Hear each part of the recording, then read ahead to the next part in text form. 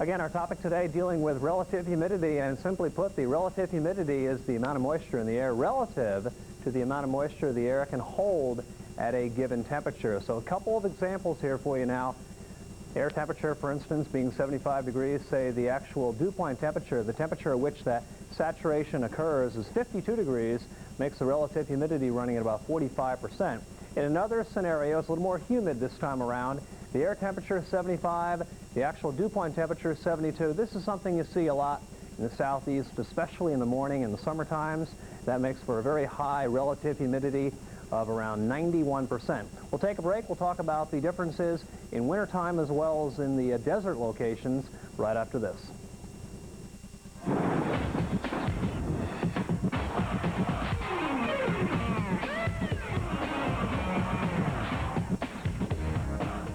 We're at the height of the severe weather season right now. Last week, tornadoes touched down in many parts of the United States. For today's story, we'll take you back to 3 of the deadliest tornado events in our history.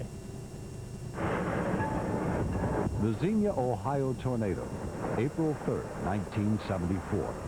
There were 148 tornadoes that same day in the eastern half of the U.S.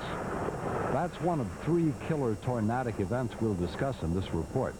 We begin with the deadliest twister, known as the Tri-State tornado, March 18, 1925. 695 people were killed. This rare film shows the destructive power which reached the maximum conceivable rating of F5. The Tri-State's tornadic winds were estimated at up to 300 miles per hour.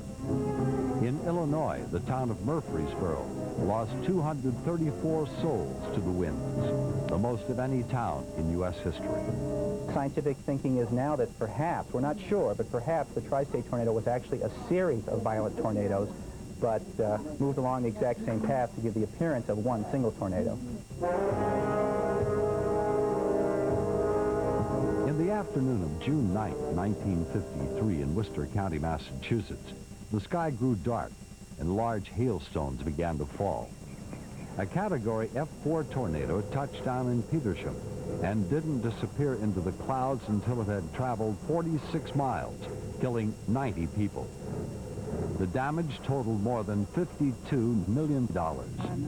Usually you think of violent tornadoes, F4 and F5, as being in Kansas and Oklahoma in the so-called Tornado Alley, but this was in Massachusetts, and it's very unusual to see a tornado of that violence in the New England area.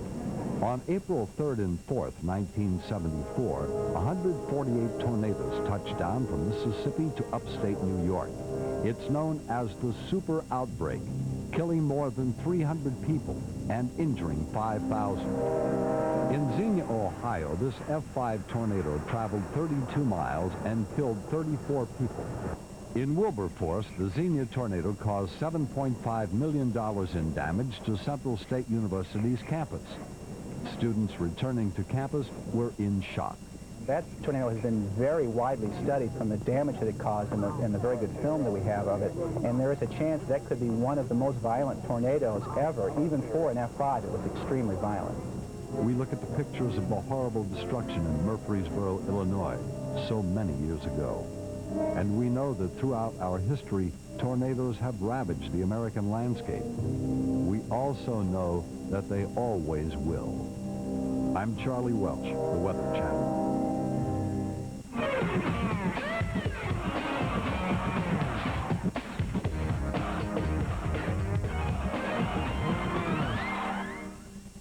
In order to get a better explanation on dew points, the Weather Channel's Keith Westerledge got out a couple of sponges.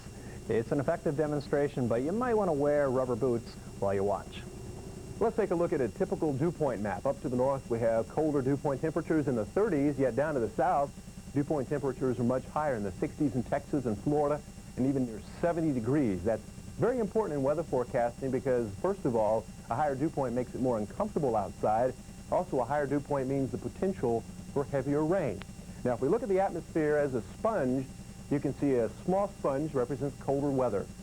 A big sponge represents warmer weather. So we take both of these sponges, stick them in water, and what happens? Well, you pull out the small sponge, a cold atmosphere, and it can only hold so much moisture.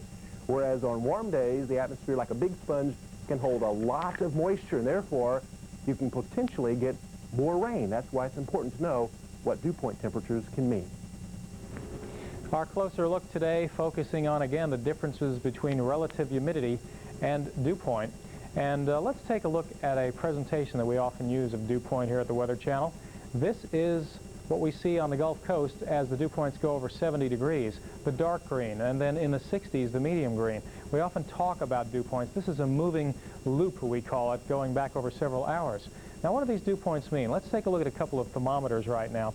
And notice that you can have snow or rain or freezing rain at 32 degrees with the dew point being just 32. That's because the temperature is also 32, and that means the air is holding as much moisture as it can hold in the vapor state. Once you reach even temperature and dew point, you reach 100%, and it usually comes out as water. On the other hand, out in the desert, the temperature may be 115 and the dew point even higher. This air actually has more water vapor in it, but at 115 it can hold a lot more. So since it can hold so much more, the relative humidity turns out to be only 8%, even though the atmosphere has more water vapor in it. However, at 32 degrees dew point and temperature, it can only hold just so much. It's cold, and the relative humidity is 100% or saturation.